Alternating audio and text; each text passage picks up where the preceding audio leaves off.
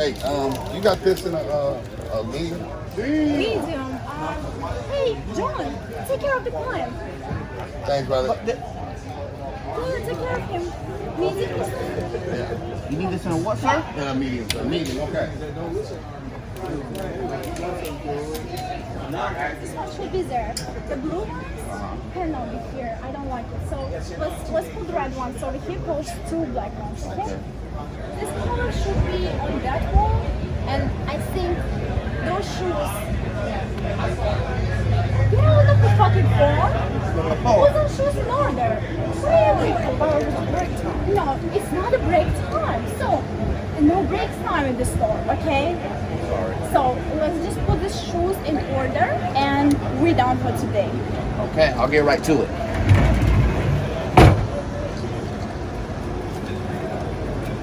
Yes, baby. Yeah, I'll be home soon. Yeah, I just have to finish this job. You know, I have to take care of business and make sure that they do everything right. Yeah. Okay, I'll see you home. Oh, wait a minute. What? What are you doing here? No, wait a minute. Like, Hey, who told you you can do this? Said I can pay. Oh my God! Like, who do you think you are? You don't know? This is what we do.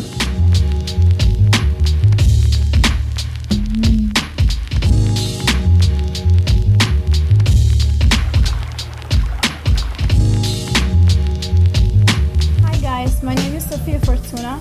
As you already know, I interview legendary people in hip-hop culture, and today I'm with special guest, Elder Sensei. Yes, yes. How's everything? I'm good. I'm Good? good. Very good day today. Awesome. So, you a writer? I didn't know you're a writer. Yes, I do. I was trying to be sneaky about it, but I got caught. I was doing my thing. Yeah, but have you ever got in trouble before? Not like that.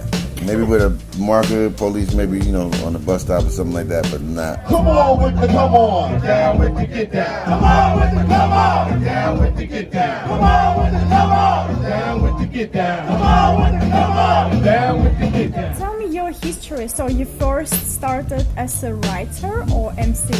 Well, I actually started as a b-boy first. Oh, okay. Yeah, so I was 12 years old, b-boy spinning on my back on the floor.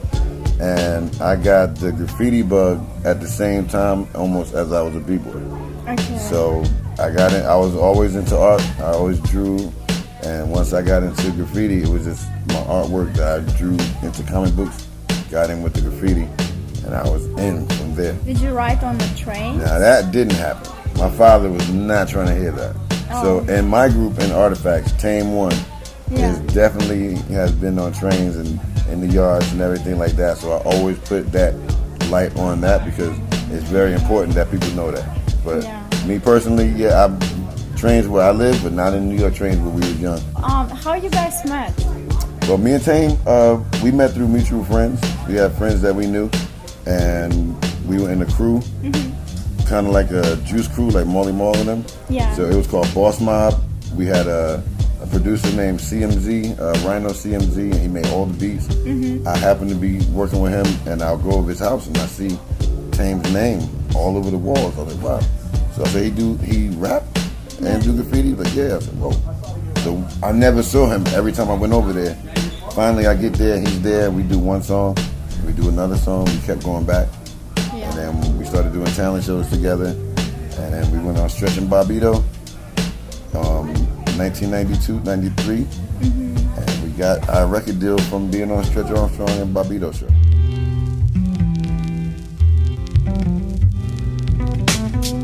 What happened with the group? Like, why you guys separated in late 90s? Yeah, we had to really like find ourselves. You know, when you on a label like we were with Atlantic, it was underground group on a mainstream label, and we were trying to keep up with the machine. To where we just like, you know, we had to step back and let things go the way they were going. And actually, it was a blessing and a gift with doing that because Tame was able to be a solo artist. I was able to be a solo artist. But we never left the label on a bad note. You know, we just really was like, okay, we're doing too much, let's take a break. You know, we had personal things that we had going on with our own lives, and we came back together. Actually have a new album coming out very soon. Yes. This year, Artifacts and Buckwild DITC, we're doing an album together. It's 10 songs. So y'all look out for that very soon. Check it out, Very guys. soon. That's awesome. So, but like, how does it feel? It's like you guys were together, and then you were solo, and now you got back together. Like what do you prefer? Like, what's best for you? Like, Well, what's best for us is the group, of course, yeah. because that's where we started, and that's where people know us from. Right. We've been able to be fortunate enough in this thing that we call the breakup to become more than what we were as a group, because now with that we're able to bring all of the solo stuff we did in together with the Artifact stuff. So now we have fans from Tame by himself, L by himself, and Artifacts fans, so we all bring that together now. Yeah. So even though it came in with a breakup, it happened in a good way. As I know, you travel a lot as a solo. Yes. Like, how was this last year for you? Man, like I would say, it was a challenging thing in the beginning because we can't go anywhere. Of course. And that's how a lot of people make their money. Yeah. So fortunate for me, I was able to do a lot of features, a lot of studio. What also happened for me in the pandemic was doing a lot more work. Yeah. Able to put records together and finish records that weren't done. And Right. now we get to put these records out this year, 2021. And I was happy to be able to be that busy, even with everything that was happening. Everybody was scared. And I was able to keep going. It was a hard year. I lost a lot of friends last year, still as we go on. But, this is what life is about, and we all have to understand who we are and keep going. Because for everybody to be lost, we have to still survive as well. What did you realize, in this last year? I realized how much I miss doing what I'm doing. Like, to see a lot of my friends over in Europe, and they're like, man, I miss you. So, and it didn't really kick into how much I go. I go all through the year sometimes. And to not be able to hit that stage is like knowing that people were sitting there waiting for something. It's like Christmas until something like today, you know what I mean? But it's like to know that it wasn't there, you just had to put your focus to something else. And I told everybody, like, yo, make records, because then at least when it opened up, you can come outside and start performing and doing everything. Right. Yeah. So, I was born in Russia. Have you ever been there? Yes, I have. You really? Yes, I have. have. Oh my God, where? Me and Sadat X, I've been there with Artifacts. We didn't stay. We weren't in Moscow. We weren't in. We were from a whole other city. Me and Sadat did St. Petersburg and we did Moscow. Okay. That was crazy. Oh wow. Man, it was like all the guys were like on. It was like, you would have thought that. No girls. No girls, but they would have thought that. You would have thought that it was a whole bunch of girls there. But the dudes would say so much, hip hop. But I loved it. I loved it because it just showed me that not being from there and them not being where we from, it showed you the value in how they felt and us coming there. So even if it was all the guys, I was like, okay, like you pushing the lady out the way. Hold on. So, but it was fun and it just, a lot of people always say, I'm glad I got a chance to see you perform, because they don't know what's going to happen to us. They don't know anything can happen when we leave. Even when we leave out of here today, I tell people to get their moment, because you don't know when something will happen. So take your moment in. And that's how I feel. One big moment in Russia. Definitely. Man, I have fun. Wow. Yeah. You wanna come back there? Yeah, I mean, I don't know what's going on with this. I don't want to say it, but things are going to change for you guys out there too. And it's slowly happening, but it's always a strong heart. Well, I'm glad you know what Russia is. Yeah, I mean, Russia is. Hey, y'all, listen. In Russia, there is live fucking hip hop. I'm sorry for cursing. I don't know if we can, but you can see hip hop just as much as you saw it today. It's there, and in a big way. So, and it comes from the culture. It is in people's heart. You can see it when you get there. So I really, really, really appreciated being there, because I can't say that I know a lot of people that have been to Russia. So I'm happy about that. Yeah, well, thank you for shout out to Russia. Yeah. my country. Yes, and hip hop culture is big over there. Very big. So, but you was born in Jersey. Yes, I went. Yeah. And like I was always wondering like who is the pioneers of hip hop from Jersey? Man, we have a lot. Like who you look up for? Let's say? That's a good question. Very good question. So I looked up to MCs like Rakim Shabazz. He's one of the first artists to be on wax from New Jersey. We see on TV and videos. Apache, rest in peace, Gangsta Bitch. Apache was one of my mentors. Naughty by Nature. I mean, it's like Tretch. I went to high school with Tretch. We were all in the same neighborhood, even though it was East Orange and the North. Yeah. So you had in this one area, you had Lords of the Underground. So we all was turned on to, like, say when Redman got discovered and when he started making records. Of course, we knew him, but that was like a big influence. Yeah. To see this guy we know with EPMD on Def Jam. So to see him go from that to this, like, he was one of my early influences. Is a guy that probably never made a record before. There's a man right now walking around New Jersey called Mike C. Mm-hmm. Mike C in the hood where I'm from is one of the deadliest MCs ever. I mean, like, if you follow Redman on his IG, he put a video up of Mike. Mike, like all people in the hood, they don't all have it in the best way as life goes on. They have problems and issues. But one thing Mike has never had a problem doing is spitting these bars. Who was your mentor in writing? Right, wow. Like, I didn't have, say, so much of a mentor, but I had secret mentors of people that I knew. Like, in New Jersey, the only people that did graffiti was Tame, Porno, J. Rue, Mellow Max. These are all my friends. Yeah. So, like, in New Jersey, they didn't think that we had hip-hop, even the kind of hip-hop that me and Tame did. Yeah. Because they thought it was just New Jersey. Right. Everything outside of New York was like, no, y'all, it's not hip-hop. Yeah. But they saw all the artists that we had coming out of New Jersey. So I'm always gonna, spit it proud and let people know, like, all the records that we've done and what we bring to the table as far as the culture is all bred in New Jersey. You know what I'm saying? It's like, we surprise a lot of people. No MCs in New Jersey sound the same either. You guys represent all elements of hip hop. I love it so much. Yeah. That's just like my soul. Yeah. So I did some events and I always like brought like all elements of hip hop to represent the culture. So I think this is very important that you do. Like how you came up with that. Like why all elements? Like No you're one, involved in yeah. all of them. Yeah, like definitely. I DJ, I beatbox, I rap, I do graffiti, I b-boy. I do a lot of different stuff. I mean, as growing up, I'm 50 years old now. So growing up as a kid, we pretty much tried to learn everything.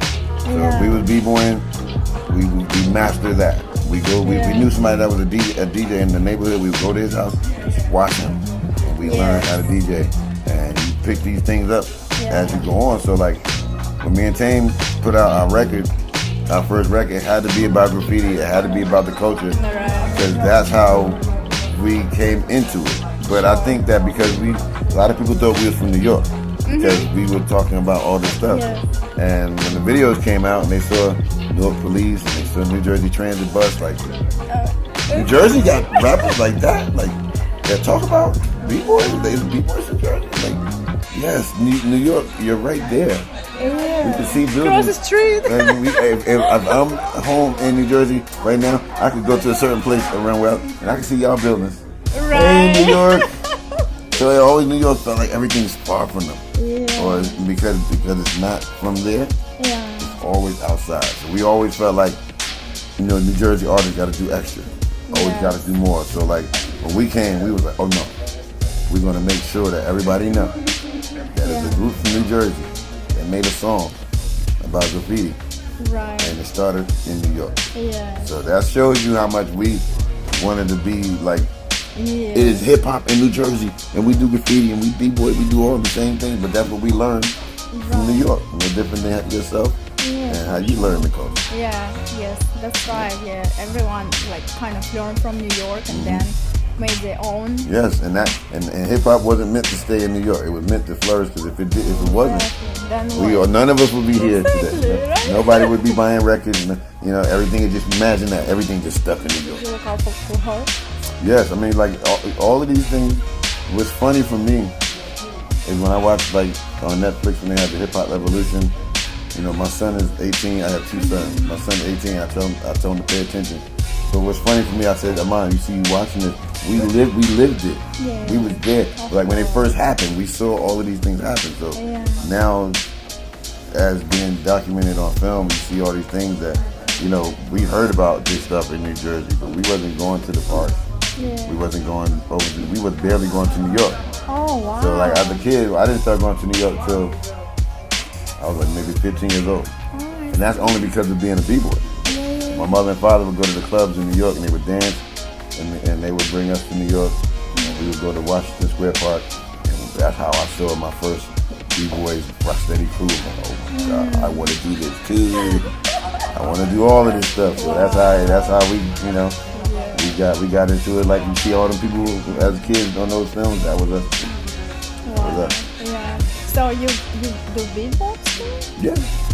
But not that good. I'm not that good like I used to. I used to do it, but then I just like, no, I'm gonna stick to rapping. I'm wondering, like, I'm gonna stick to rapping. I'm really wondering how is it, cause you got me like, I want to see it. I wish I won't make a fool of myself today. No, I can tag on something. You give me a piece of paper, I'll tag on it. But my beatbox is bad. For sure. It's terrible. Are you sure? I'm very sure. Tell me about your clothing line.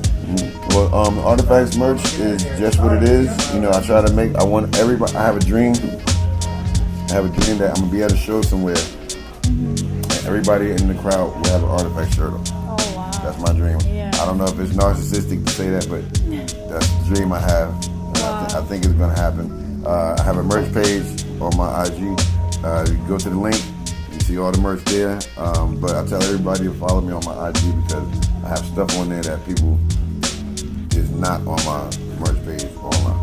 No, So I checked it out. I loved it. I love the beanie. We're trying to have a lot of different colors. I'm trying to get the guys to buy stuff for their women because girls like hip hop too. So you can't exclude the ladies when it comes to that. Absolutely, for sure. So let me see And what you wear. You tell me about this t-shirt right here. What is this? Come on, y'all see him rock her shirt? Yeah. So I just put it on She him. just gave it to me. I just threw it on. I was Just supposed like, to take a picture with it. I just put it on my back. Yeah.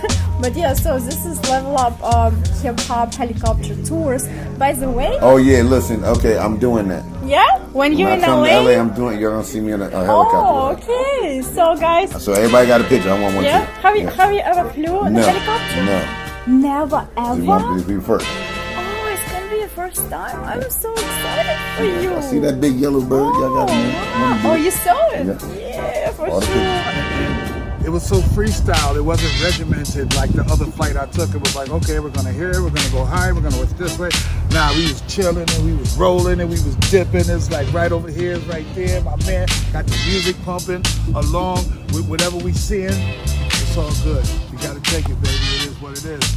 Oh, I'm glad you like it. Well, thank you for visiting. Come on, you already know. You already know.